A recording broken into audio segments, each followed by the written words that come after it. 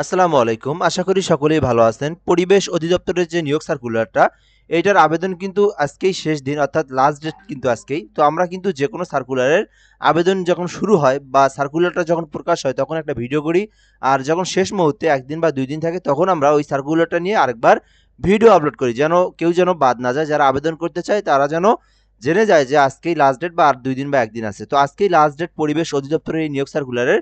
যারা আবেদন করবেন আজকের মধ্যে আপনারা আবেদন করতে পারবেন। ৫টা পর্যন্ত সময় আছে।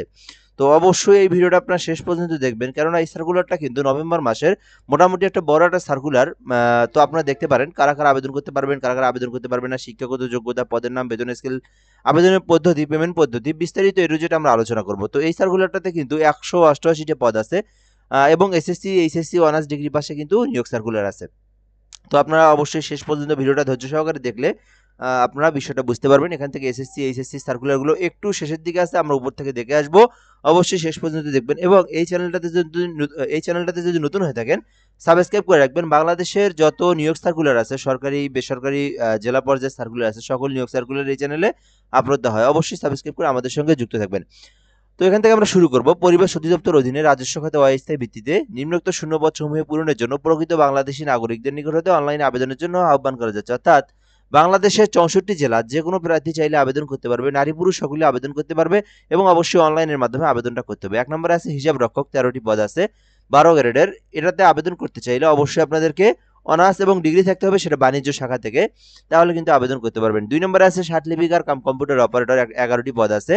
তো আপনি চাইলে এটাতেও আবেদন করতে পারেন। শুধুমাত্র অনার্স এবং ডিগ্রি পাস করা থাকলেই ষাট লিপিকার কাম কম্পিউটার মুদ্রাক্ষরিকে আবেদন করতে পারবেন। কম্পিউটারের অভিজ্ঞতার প্রয়োজন আছে। ৩ নম্বর আছে উচ্চমান সহকারী, ৩টি পদ আছে। তো ১৪ গ্রেডের। আপনি চাইলে এটাতে আবেদন করতে পারেন। শিক্ষাগত যোগ্যতা এখানে অনার্স এবং ডিগ্রি থাকলে আপনারা উচ্চমান সহকারীতে আবেদন করতে পারবেন। ৪ নম্বরে আছে ড্রাফটসম্যান, নন ডিপ্লোমাতে ১টি পদ আছে, ১৫ গ্রেডের। আপনি চাইলে এটাতে আবেদন করতে পারেন। তবে এটাতে আবেদন করতে অবশ্যই সিভিল ইঞ্জিনিয়ারিং থাকতে হবে। অর্থাৎ সিভিল ট্রেড নিয়ে যারা কোর্স করছেন, সিভিল ড্রাফটিং ট্রেড সমূহ, অথবা এইচএসসি পাস থাকলে আপনারা আবেদন করতে পারবেন। অর্থাৎ এখান থেকে এইচএসসি পাস করলে আপনারা ড্রাফটসম্যান পদে আবেদন করতে পারবেন, অথবা যারা ডিপ্লোমা করছেন সিভিল ড্রাফটিং নিয়ে তারা কিন্তু ড্রাফটসম্যান পদে আবেদন করতে পারবেন। ৫ নম্বর আছে গবেষণাগার সহকারী, ১৭টি পদ আছে। শুধুমাত্র এইচএসসি পাস করে আপনারা গবেষণাগার সহকারীতে আবেদন করতে পারবেন। শুধুমাত্র এইচএসসি পাস করে আপনারা গবেষণাগার সহকারীতে আবেদন করতে পারবেন। ৬ নম্বর আছে ডাটা এন্ট্রি অপারেটর। শুধুমাত্র এইচএসসি পাস করে আপনারা ডাটা এন্ট্রি অপারেটরে আবেদন করতে পারেন। ৩৩টি পদ আছে ১৬ গ্রেডের। তো এইটাতে শুধুমাত্র এইচএসসি পাস পাশাপাশি কম্পিউটারের বেসিক নলেজ থাকলে কিন্তু আপনারা ডাটা এন্ট্রি অপারেটর পদে আবেদন করতে পারেন। ৩৩টি পদ আছে, মোটামুটি কিন্তু অনেক বড় একটা নিয়োগ সার্কুলার। ৭ নম্বর আছে অফিস সহকারী কাম কম্পিউটার মুদ্রাক্ষরিক, ১টি পদ আছে। এটাতেও আবেদন করতে চাইলে শুধুমাত্র এইচএসসি অর্থাৎ উচ্চ মাধ্যমিক থাকলে আপনারা অফিস সহকারী কাম কম্পিউটার মুদ্রাক্ষরিকে আবেদন করতে পারেন ১৬ গ্রেডের। ৮ নম্বর আছে নমুনা সংগ্রহকারী, ৩২টি পদ আছে। শুধুমাত্র এইচএসসি পাস করে আপনারা নমুনা সংগ্রহকারীতে আবেদন করতে পারবেন। শুধুমাত্র এইচএসসি পাস করলে আবেদন করতে পারবেন। ৯ নম্বর আছে লাইব্রেরি সহকারী, 1টি পদ আছে। শুধুমাত্র এইচএসসি পাস করে আবেদন করতে পারবেন লাইব্রেরি সহকারীতে। ১০ নম্বর আছে কেশিয়ার। তো ৩টি পদ আছে। এইচএসসি পাস করে আপনারা কেশিয়ার পদে আবেদন করতে পারেন ১৬তম গ্রেডের। এরপর আছে ১১ নম্বর স্টোর কিপার, ৫টি পদ আছে। এইচএসসি পাস করে আপনারা স্টোর কিপার পদে আবেদন করতে পারবেন। ১২ নম্বর আছে গাড়ি চালক, ১টি পদ আছে। শুধুমাত্র অষ্টম শ্রেণী পাস করে আপনারা গাড়ি চালক পদে আবেদন করতে পারবেন। শুধুমাত্র অষ্টম শ্রেণী পাস করলে আপনারা গাড়ি চালক পদে আবেদন করতে পারবেন। ১৩ নম্বর আছে প্রসেস সার্ভার, ২টি পদ আছে। শুধুমাত্র এসএসসি পাস। অলরেডি কিন্তু আমরা এসএসসি পাসের সার্কুলারে চলে আসছি। তো শুধুমাত্র এসএসসি পাস করে আপনারা প্রসেস সার্ভারে আবেদন করতে পারবেন। ১৪ নম্বর আছে ক্যাশ সরকার, ১টি পদ আছে। শুধুমাত্র এসএসসি পাস করে ক্যাশ সরকারে আবেদন করতে পারবেন। ল্যাব অ্যাটেন্ডেন্টে ১৯তম গ্রেডের ১৬টি পদ আছে। শুধুমাত্র এসএসসি পাস করলে আপনারা ল্যাব অ্যাটেন্ডেন্টে আবেদন করতে পারবেন। শুধুমাত্র এসএসসি পাস করতে হবে, অর্থাৎ বিজ্ঞান শাখা থেকে, তাহলে আপনারা ল্যাব অ্যাটেন্ডেন্টে আবেদন করতে পারবেন। আর ১৬ নম্বরে যেটা আছে সিরিয়ালে ৪৮, অর্থাৎ এই সার্কুলারের মধ্যে সবথেকে যে বড় পদ সেটা হচ্ছে অফিস সহায়ক পদ, ২০তম গ্রেডের। শুধুমাত্র এসএসসি, যেকোনো শাখা থেকে যেকোনো শাখা থেকে পড়লেই হবে। শুধুমাত্র এসএসসি, এখানে আর কোনো কিছুরই প্রয়োজন নাই। জাস্ট শুধু এসএসসি পাস করছেন তাহলে আবেদন করতে পারবেন। কোনো অভিজ্ঞতা কোনো কিছুরই প্রয়োজন নাই। ৪৮টি পদ আছে, ১৮৮ মোট পদ আছে। যারা এসএসসি পাশে চাকরি খুঁজে থাকেন অবশ্যই এই পদে আপনারা অ্যাপ্লিকেশন করতে পারেন। এরপর আমরা এখান থেকে দেখব যে ইম্পর্টেন্ট বিষয়টা, আবেদন করতে চাইলে ১৮ থেকে ৩২ বছর হতে হবে। এর মধ্যে আপনাদেরকে অ্যাপ্লিকেশনটা করতে হবে, অর্থাৎ ১৮ থেকে ৩২ বছরের মধ্যে অ্যাপ্লিকেশনটা করতে হবে। তো এরপর আমরা এখান থেকে দেখব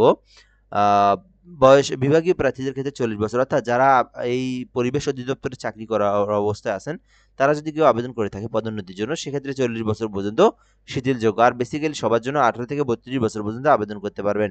তো এরপরে আমরা যদি এদিকে নিচে আসি একটু, তো আবেদন করার জন্য আপনাদের যে ওয়েবসাইট দেওয়া আছে DOE teletalk.com BD, এই ওয়েবসাইট থেকে আপনাদেরকে অ্যাপ্লিকেশন করতে হবে। DOE teletalk.com BD, এই ওয়েবসাইট থেকে আপনাদেরকে অ্যাপ্লিকেশন করতে হবে। আবেদনটা শুরু হয়েছিল আপনার 30 অর্থাৎ অক্টোবর মাসের 30 তারিখে শুরু হয়েছে, এবং শেষ হচ্ছে আপনার নভেম্বর মাসের 20 তারিখ, অর্থাৎ আজকেই কিন্তু নভেম্বর মাসের 20 তারিখ। তো এর মধ্যেই কিন্তু আপনাদেরকে অ্যাপ্লিকেশনটা করতে হবে, যেটা 5টা পর্যন্ত সময় আছে। তো যারা আবেদন করবেন অবশ্যই আপনারা এই কয়েক ঘন্টার মধ্যে আপনারা আবেদনটা করার চেষ্টা করবেন, অর্থাৎ সর্বশেষ যে বার্তাটা সেটাই আমরা দিয়ে দিলাম এই ভিডিওর মাধ্যমে। তো এখানে 1 নম্বরে উল্লেখিত পদের জন্য 168 টাকা প্রদান করতে হবে, এবং 2 থেকে 12 নং পদের জন্য 2 থেকে 12 নং পদের জন্য 120 টাকা পর্যন্ত আর কি, দুইটা এসএমএস সহ, অর্থাৎ 2 থেকে 12 নং পদের জন্য 112 টাকা, দুইটা এসএমএস সহ 120 টাকায় আপনার কেটে নেয়। এই টাকা আপনাদেরকে পেমেন্ট ফি প্রদান করতে হবে। 13 থেকে 16 নং পদের জন্য শুধুমাত্র 56 টাকা ফি প্রদান করলে আপনারা আবেদন করতে পারবেন। এটাতে আপনার 56 টাকার সঙ্গে দুইটা এসএমএস সহ প্রায় 63 টাকা আপনাদের কেটে নেবে। এই টাকা আপনাদের টেলিটক সিমে রিচার্জ করতে হবে। দেন আবেদন করার পর যে ইউজার আইডি আছে ওইটা দিয়ে আপনাদেরকে পেমেন্ট পদ্ধতি যেটা আছে সেই প্রসেসের মাধ্যমে আপনাদেরকে পেমেন্ট ফিটা দিতে হবে। তো DOE স্পেস ইউজার আইডি দিয়ে 16 নম্বর আপনারা সেন্ড করবেন। পরবর্তীতে ফার্স্ট এসএমএস যে পিনটা আছে ওইটা দিয়ে আপনারা আবার আপনারা DOE স্পেস ES দিয়ে আপনারা ওই পিন নাম্বারটা দিয়ে 16 নাম্বার আপনারা সেন্ড করবেন। দেন টাকাটা কেটে নিলেই কিন্তু আপনার অ্যাপ্লিকেশনটা হয়ে যাবে। তারপরে কিন্তু আপনার পরীক্ষার আগে 7 দিন বা 10 দিন আগে আপনাদেরকে এসএমএস আসবে, সেই এসএমএস দিয়ে আপনাদেরকে এডমিট বার করে নিয়ে পরীক্ষা দিতে যেতে হবে। তো এটাই হলো মূলত নভেম্বর মাসের মোটামুটি একটা বড় সার্কুলার। যারা আবেদন করতে চান অবশ্যই আপনারা আজকের মধ্যে আবেদনটা করার চেষ্টা করবেন। সো এই পর্যন্ত ভিডিওটা, অবশ্যই এই চ্যানেলটাতে সাবস্ক্রাইব করে আমাদের সঙ্গে যুক্ত থাকবেন। ভালো সার্কুলারগুলো সবার আগে আপনি জানতে পারবেন ইনশাআল্লাহ। ভালো থাকবেন। আসসালামু আলাইকুম।